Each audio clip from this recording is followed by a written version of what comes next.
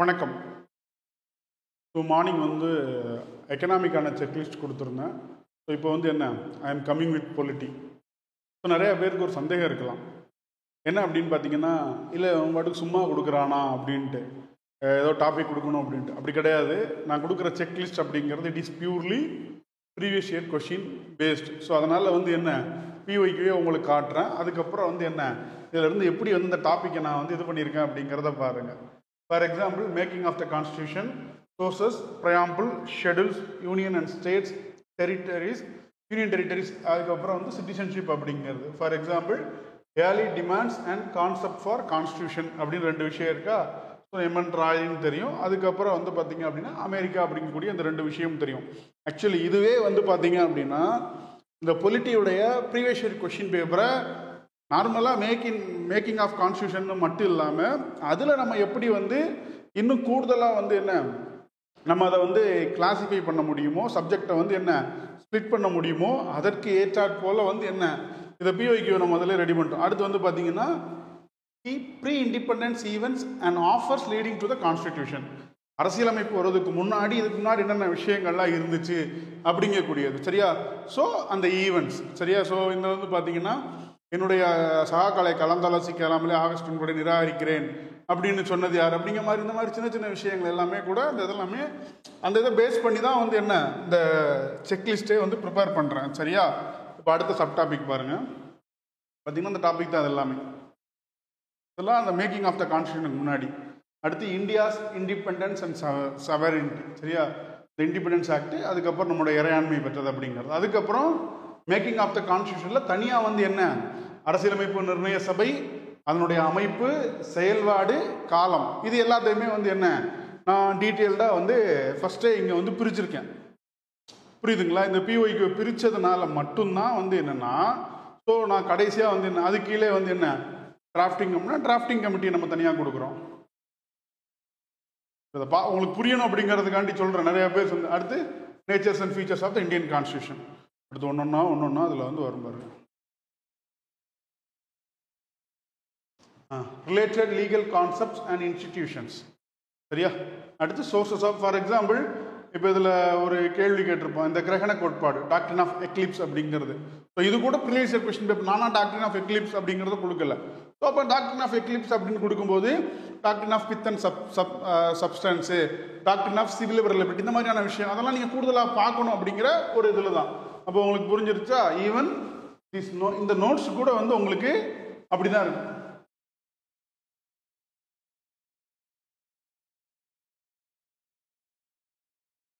உருவாக்கத்திலிருந்து உங்களுக்கு கொடுத்துருப்பேன். சரியா? ஸோ யார் கேட்டால் என்னென்ன அந்த விஷயங்கள். சரியா?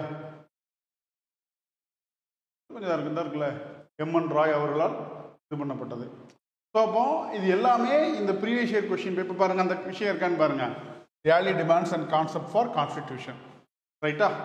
அடுத்து key pre independence events and offers, India's independence sovereignty, constitution assembly formation and இப்போ தெளிவாக தெரியும் நினைக்கிறேன். இப்போ உங்களுக்கு அந்த ஃபாண்ட் சின்னதாக இருந்திருக்கு, அதனால் தெரிஞ்சிருக்காது. So early demands and concept for இது. அப்போது இதெல்லாம் நம்ம வந்து கொடுக்குறோம் அப்படின்னா இதெல்லாம் உங்களை செக்லிஸ்ட் அப்படிங்கிறது இதெல்லாம் நீங்கள் ப்ரிப்பேர் பண்ணியிருக்கீங்களா அப்படிங்கிறத அப்படி ரீட் பண்ணிட்டு வரும்போது, ஃபார் எக்ஸாம்பிள் இப்போ நீங்கள் வந்து என்ன நல்லா படிச்சிருக்கீங்க, பட் யூஆர் ஒரு கான்ஸ்டியூஷன் அசம்பிளி தொடர்பான விஷயங்களில் உங்களுக்கு கிளாரிட்டி இல்லை, சில விஷயங்கள் மறந்துருச்சு அப்படின்னா அதை மட்டும் நீங்கள் ரிவைஸ் பண்ணுங்கள். இதில் கொடுத்துக்கூடிய எல்லாத்தையும் ரிவைஸ் பண்ணணும்னு கிடையாது. ரீட் பண்ணிவிட்டு எதெல்லாம் உங்களுக்கு ஞாபகம் இல்லையோ, எதெல்லாம் நீங்கள் வந்து கிளாரிட்டி இல்லாமல் இருக்கீங்களோ, எதெல்லாம் நீங்கள் இது வரைக்கும் கேள்வியே படாத விஷயங்கள் இருக்கோ அதை நீங்கள் ஸ்ட்ரென்தன் பண்ணுறதுக்கு தானே தவிர்த்து இது வேறு எதுவும் கிடையாது. ஸோ ஜஸ்ட் வந்து அப்ளை மாதிரி சும்மா இதை நான் டீட்டெயிலாக எக்ஸ்பிளைன் பண்ண போகிறதில்ல. இந்த பிடிஎஃப் மட்டும் என்ன நம்ம டெலகிராமில் வந்து என்ன ஷேர் பண்ணிடுவோம். சரிங்களா? ஸோ ஃபஸ்ட்டு வந்து பார்த்தீங்கன்னா அரசியலமைப்பு யார் எம்என் ராய் கேட்குறாரு. காங்கிரஸ் 1935 வந்து என்ன அஃபிஷியல் டிமாண்ட் வைக்கிறாங்க.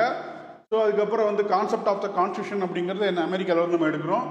இதில் வந்து எவால்யூஷன் ஆஃப் கான்ஸ்டியூஷன் அப்படிங்கக்கூடிய விஷயத்தில் நான் இதை கொடுக்கல. எதை கொடுக்கல அப்படின்னு சொல்லி பார்த்தீங்கன்னா இந்த ரெகுலேஷன் ஆக்ட்லேருந்து அதுக்கடுத்து சார்ட்டர் ஆக்டு இண்டிபெண்ட் கொடுக்கல. பட் இது வந்து ப்ரீவியஸ் இயர் கொஸ்டின் பேப்பரில் இருந்தது மட்டும் தான் நம்ம கொடுத்துருக்கோம். சரியா? ஸோ இப்போ என்ன, இப்போ வேவல் பிளான்லாம் நீங்கள் வந்து மைனூட்டாக ப்ரிப்பேர் பண்ணியிருக்க மாட்டீங்க. வேவல் பிளான்னா இந்த வருஷம் அப்படின்னு பார்த்துருப்பீங்க. அப்போது அதை கொஞ்சம் ஸ்ட்ரென்தன் பண்ணுறதுக்காக நம்ம கொடுக்குறது. சரியா? அடுத்து இந்தியாஸ் இண்டிபெண்டன்ஸ் சாவரிட்டி, அதனோட விஷயம், வரைவுக்குழு, அதுக்கப்புறம் அம்பேத்கரை பற்றி. சரியா? தன்மை. அதே இது கீழே தமிழ்லையும் கொடுத்துருக்கேன். இதே மாதிரி ஒவ்வொரு டாப்பிக்கை நான் கொடுத்துருக்கேன் காமிக். அடுத்து வந்து sources of Indian constitution, source countries and features. So directive இதிலே கொடுத்துருக்கேன். பட் இருந்தாலும் உங்களுக்கு புரியலைன்னா வந்து என்ன, நீங்கள் கூடுதலான விஷயங்களை பார்த்துக்கலாம். இதில் இல்லாத விஷயங்களையும் வந்து என்ன நீங்கள் வந்து பார்த்துக்கலாம். ஸோ பிராம்பிளில் வந்து 3 நாடு வந்து என்ன இன்ஃப்ளூயன்ஸ் ஆகிருக்கு. யுஎஸ்ஏ இருக்குது, ஃப்ரான்ஸ் இருக்குது, ரஷ்யா இருக்குது. ஃப்ரான்ஸை பொறுத்த வரைக்கும் என்ன,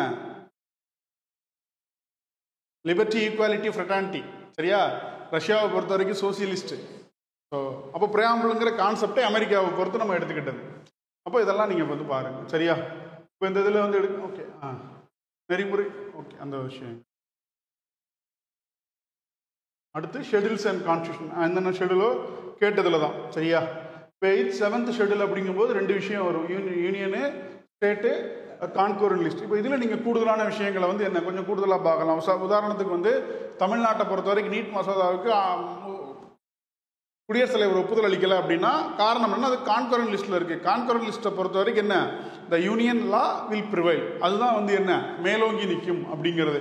அப்போ இந்த மாதிரியான பெர்ஸ்பெக்டிவ்ல பார்ட்ஸும் கொடுத்துருக்கு. அதெல்லாம் வந்து ஜஸ்ட் வந்து என்ன நீங்கள் இது பண்ணி பாருங்கள். சரியா? அடுத்து ப்ரியாம்பிளை பொறுத்த வரைக்கும் core concepts, wording and order. சரியா? ஸோ ஐடியாலஜி அப்படிங்கிறது வந்து என்ன, சமத்துவ சமுதாயத்தை உருவாக்குவது தான் அரசியலமைப்பினுடைய முதன்மையான ஒரு நோக்கம். அதுக்கப்புறம் இந்தியாவை பொறுத்த வரைக்கும் தன்மை நல்லா தெரிஞ்சுக்கோங்க. இந்த ஆர்டர் இருக்குல்ல, இந்த வேர்டிங் ஆர்டர் அப்படிங்கிறது ரொம்ப முக்கியம். ஒரு கேள்வியில் என்ன கேட்டிருக்காங்கன்னா, இந்த இன்டெகிரிட்டிங்கிறது எத்தனாவது பேராவில் இருக்குது அப்படின்னு கேட்டிருப்பான். இல்லை சோஷியலிஸ்ட், செக்யுலர், இது என்ன ஆர்டரில் எழுதுன்னு மாறி மாறி கொடுத்து கேட்டிருப்பான். அப்போ அந்த அந்த எக்ஸாமினுடைய அந்த டைமென்ஷனுக்கு ஏற்ற மாதிரி ப்ரிப்பேர் பண்ணுறதுக்கான ஒரு விஷயங்கள் தான் இது. ஸோ 42nd அமெண்ட்மெண்ட் பாருங்க, influence language influence by USA, France. இது சரியா? அது மட்டும் அங்கேருந்து எடுத்திருக்கோம். Is part of the constitution but not legally enforceable. அரசியலமைப்பினுடைய முகவுரை அப்படிங்கிறது வந்து என்ன, it is part of the constitution.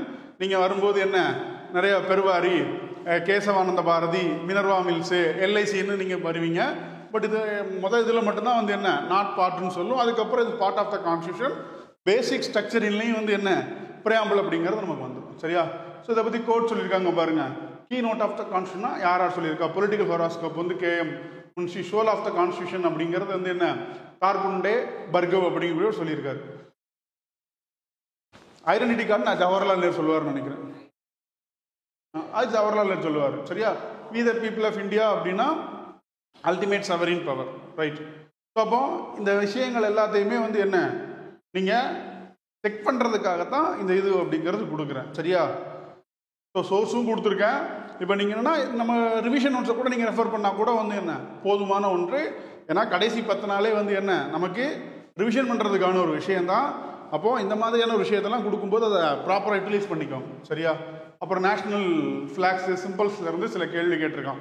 எது திரும்ப திரும்ப கேட்கக்கூடிய கேள்வின்னு பார்த்தீங்கன்னா, இந்த காலண்டர் அடாப்டேஷன் இருக்கு இல்லையா, அந்த கேள்வியை திரும்ப திரும்ப திரும்ப கேட்குறேன். அதை கொஞ்சம் நோட் பண்ணி வச்சுக்கோங்க. அதுக்கப்புறம் ஜென்ரலாக உள்ள விஷயம். ஸோ ஃபீச்சர்ஸ் அந்த மாதிரி வச்சுக்கலாம். கோஆப்ரேட்டிவ் ஃபெடரலிசம்னா கிரான்வில் லாஸ்டின்னு சொல்லியிருப்பார். இது நிறையா இருக்குது. இதுக்காண்டி போயிட்டு எல்லா கோட்ஸையும் இது பண்ணாதீங்க, மனப்பாடம் பண்ண முடியாது. இப்போ வந்து கோஆப்ரேட்டிவ் ஃபெடரலிஸ்ட் பொறுத்த வரைக்கும் வந்து கேசி வியர் ஒன்று சொல்லியிருப்பார். அதுக்கப்புறம் வந்து பர்கெய்னிங் ஃபெடரலிசம் அப்படிங்கிறதுக்கு இன்னொருத்தர் சொன்ன மாதிரி எக்கச்சக்கமான விஷயங்கள் இருக்குது. அதெல்லாம் நம்மளால வந்து இது அங்கங்கே தேவைப்படுற இடத்துல அதுவே கொடுத்துருப்பேன். சரியா? அந்த நோட்ஸில் கொடுத்துருக்கோம் உங்களுக்கு, நம்ம கொடுக்கக்கூடிய நோட்ஸில். அப்புறம் ஸ்டேட், இதை பொறுத்த வரைக்கும் என்னென்னா 2 விஷயம் ஞாபகம் வச்சுக்கோங்க. ஒன்று, முன்னாடி கமிட்டி மட்டும்தான் கேட்டான், இப்போ இந்த கமிட்டி என்ன ரெக்கமெண்டேஷன் பண்ணுச்சுன்னு கேட்குறான் ஒன்று. இன்னொன்று, ஸ்டேட் எந்த ஆர்டரில் உருவாச்சு அப்படிங்கக்கூடிய குரோனாலஜிக்கல் பெர்ஸ்பெக்டிவ்லேயே வந்து என்ன இந்த கேள்விகள் அப்படிங்கிறது ஒரு இது வருது. அப்புறம் பொட்டி ராமுல் உங்கள் எல்லாருக்குமே தெரியும். அது சிட்டிசன்ஷிப்பை பொறுத்த வரைக்கும் சமீபத்தில் ரொம்ப இதுவாக கேட்குறதா இருந்தால் இந்த சிட்டிசன்ஷிப் அமெண்ட்மெண்ட் ஆக்ட் இருக்கு இல்லையா 2019, இதிலேருந்து கேள்வி கேட்கலாம். ஏன்னா இதுதான் வந்து என்ன திரும்ப திரும்ப செய்தியிலே வந்துக்கிட்டு இருக்கு. அப்புறம் போன வருஷம் மார்ச்ல இருந்து நினைக்கிறேன். So it came in to force. அடுத்து அதே தான் தமிழில். அடுத்து ஃபண்டமெண்டல் ரைட்ஸ். ஸோ ஜென்ரலாக வந்து இதை படிக்கும்போது இதை மட்டும் பண்ணாதீங்க, இது சிட்டிசனுக்கு எதெல்லாம் பொருந்தும், ஆலியன்ஸ் இல்லை நான் சிட்டிசன்ஸுக்கு எதெல்லாம் பொருந்தும், அப்புறம் எதோட அப்ளிகேஷன் வந்து எங்கே வரும் அப்படிங்கிறத பார்த்துக்கோங்க. குறிப்பாக ஆர்டிகிள் 15, 16 இதில் சப்செக்ஷன் இருக்குது. இல்லை ரிசர்வேஷன் பேஸ்டாக உள்ள விஷயங்களை எது உமனுக்கு வரும், எது இடபிள்யூஎஸ்க்கு வரும், எது வந்து என்ன அதுக்கு பேக்வர்ட் கிளாஸஸ்க்கு வரும் அப்படிங்கிறத தெளிவாக பார்த்துக்கோங்க. சரியா? இதுக்கப்புறம் இது ரிலவெண்ட்டான கேஸையும் வந்து என்ன நீங்கள் வந்து பார்த்துக்கணும். அடுத்து directive principle of state policy. So novel ஃபீச்சர்ஸ்னு அம்பேத்கர் சொல்லியிருக்காரு, அதை நம்ம சொல்லிட்டோம். இதனுடைய நல்லா தெரிஞ்சுக்கணும் ரெண்டு விஷயம். ஃபண்டமெண்டல் ரைட்ஸ் அப்படிங்கிறது என்ன, enforceable by court of law. But DPSP வந்து என்ன, இட்ஸ் நான் ஜஸ்டிஃபைபிள், நீதிமன்றத்தால் செயல்படுத்த இயலாது, இட்ஸ் இன்ஸ்ட்ரக்ஷன்ஸ். ரைட்டா? அதுக்கப்புறம் இதில் கூடுதலாக தெரிஞ்சுக்கணும் அப்படின்னா என்ன, லைக் காந்தியன் பிரின்சிபல்னா என்ன, லிபரலிஸ்ட் பிரின்சிபல்ஸ்னால் என்ன, சோஷியலிஸ்டிக் பிரின்சிபல்ஸ்னால் என்னன்னு பார்த்துக்கோங்க. என்ன சொல்லியிருக்காரு பாருங்க, manifesto of aims and aspiration அப்படின்னு டிபிஎஸ்சி சொன்னது யாருன்னா கேசி வியர் அப்படிங்கக்கூடியவர். ஃபர்ஸ்ட் கண்ட்ரி டு இன்கார்பரேட் டிபிஎஸ்பின்னா ஸ்பெயின் தான். அதுக்கப்புறம் தான் வந்து என்ன அயர்லாந்து. பட் நாம் அயர்லாந்து தான் மாதிரியாக எடுத்திருக்கோம். சரியா?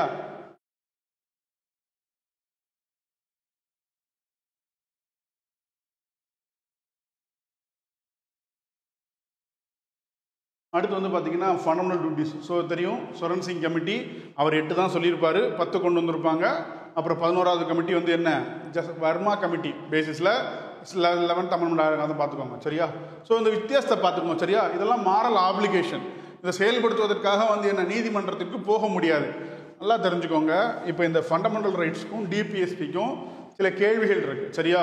ஸோ எது டிபிஎஸ்பி மேலோகுமா ஃபண்டமெண்டல் ரைட்ஸ் மேலோகுமா அப்படிங்கிறதுக்கு ஒவ்வொரு கேஸ்லையும் வந்து என்ன ஒவ்வொரு விதமான ஜட்ஜ்மெண்ட் வந்திருக்கும். அதில் ஸ்பெசிஃபிக்காக உள்ள கேசஸை வந்து என்ன திரும்ப திரும்ப பாருங்கள். உன்னிகிருஷ்ணன் கேஸ் அப்படிங்கிறது வந்து பார்த்தீங்கன்னா இந்த ரைட் டு எஜுகேஷன் இருக்கு இல்லையா, அதுக்காக உள்ளக்கூடிய ஒரு ஆக்டு. அதுக்கப்புறம் கோயில்ஹா கேஸ், ஐஆர் கோயில்ஹா கேஸ்னு ஒரு கேஸ் இருக்குது. அது அப்போ இந்த இது தொடர்பான அமெண்ட்மெண்ட் இது எல்லாத்தையும் நீங்கள் கூடுதலாக இதை மட்டும் நீங்கள் பார்த்துக்கிற மாதிரி இருக்கும். சரியா? அடுத்து union executive, president, vice president. இதில் நீங்கள் இது பார்க்கணும்னா திரும்ப திரும்ப கேட்கக்கூடிய கேள்வி அப்படின்னு பார்த்தீங்கன்னா வந்து என்னென்னா இந்த எலெக்ஷனை பற்றி அடிக்கடி கேட்போம். இந்த எதில் வந்து இந்த proportional representation, single transferable vote அப்படிங்கக்கூடிய விஷயம் இருக்குது. அந்த மாதிரியான விஷயத்தை கேட்போம். அதுக்கப்புறம் ஆர்டினன்ஸு, பார்டனிங் பவர்லேருந்து திரும்ப திரும்ப கேள்வி கேட்போம். ஆர்டிகல் 142 வந்து என்ன இந்த முறை 143 கேள்வி கேட்கலாம். ஏன்னா உச்சநீதிமன்றம் வந்து தமிழ்நாடு அரசு தொடர்ந்த வழக்கில் அந்த வழக்கு பேர் என்னன்னா Tamil Nadu government versus governor of Tamil Nadu. சரியா? கவர்மெண்ட் ஆஃப் அதை பார்த்துக்கோங்க அந்த இதில். சரியா? ஒப்பீனியன் கேட்டிருக்காங்க. சரி, உச்சநீதிமன்றத்தினுடைய இது வந்து என்ன டசின் பைண்ட் த பிரசிடென்ட், குடியரசுத் தலைவரை வந்து என்ன கட்டுப்படுத்தாது. அது ரெஃபரன்ஸ் தான் சொல்ல முடியுமே தவிர்த்து நீங்கள் இப்படி பண்ணுங்கன்னு வந்து என்ன இது பண்ண முடியாது. சரியா? அடுத்து வந்து பார்த்தீங்கன்னா துணை குடியரசுத் தலைவர், பிரதமர்,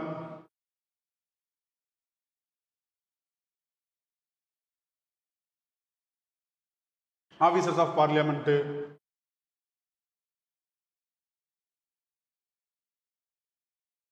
பாராளுமன்ற அலுவலர்கள், ஸ்டேட் எக்ஸிக்யூட்டிவ். இதில் கவர்னரை பற்றி வந்து என்ன கூடுதலான விஷயங்களை வந்து என்ன பார்த்துக்கோங்க. சரியா? ஸோ இந்த மாதிரி சின்ன சின்ன விஷயங்கள் எல்லாத்தையும் நீங்கள் இது பண்ணிட்டீங்கன்னா இட் இஸ் குட். சரியா? ஜுடிஷியரி வந்துடும்.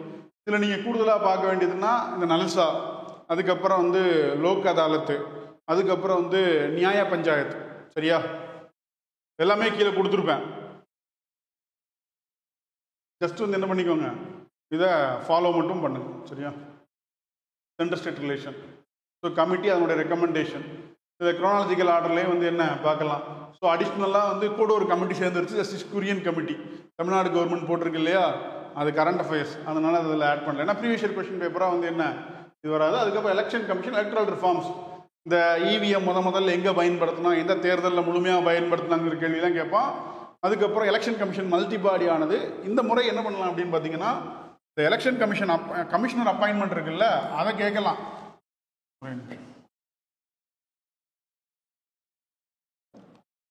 அனூப் பரன்வால் கேஸில் வந்து என்ன ஜட்ஜ்மெண்ட் கொடுத்துச்சு, அதை வந்து என்ன சென்ட்ரல் கவர்மெண்ட் வந்து ஓவர் கம் பண்ணிட்டு இவங்க வந்து அந்த கமிட்டியில் உச்சநீதிமன்ற நீதிபதியை நீக்கிட்டாங்க. சரியா?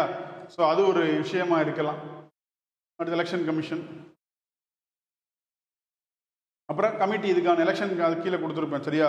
ஸோ என்னென்ன தொடர்பான கமிட்டி, தார்குண்டே கமிட்டி, ஓரா கமிட்டி, அதுக்கப்புறம் தினேஷ் கோஸ்வாமி கமிட்டி, இந்திரஜித் குப்தா கமிட்டி, இதெல்லாம் எலக்ட்ரல் ரிஃபார்ம்ஸ் தொடர்பான விஷயங்கள்.